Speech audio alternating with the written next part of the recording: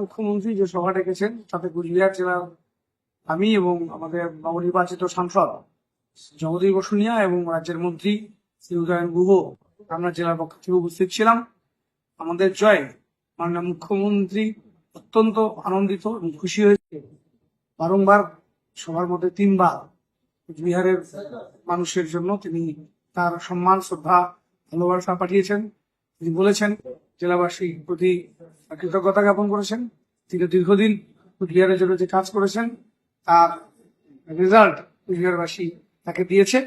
জন্য তিনি আমাদের দলের সহকর্মী যারা ঐক্যবদ্ধভাবে এই নির্বাচন আমরা করেছি, প্রত্যেক স্তরের কর্মীদেরকে তিনি অভিনন্দন জ্ঞাপন করেছেন এবং তিনি খুশি কুচবিহারে আমরা ইউনাইটেড হই, সকলে ঐক্যবদ্ধভাবে লড়েছি।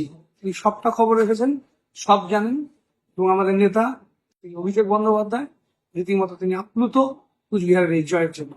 আমরা জেলাবাসীকে শ্রদ্ধা জানাই, সম্মান জানাই এবং আমাদের সহকর্মী যারা এই জয়ের পেছনে ঐক্যবদ্ধভাবে বুথে, অঞ্চলে, ব্লকে কাজ করেছেন, নিজেদের বেস্ট রিপোর্ট যারা নিয়ে দিয়েছেন তাদের প্রত্যেককে অভিনন্দন এবং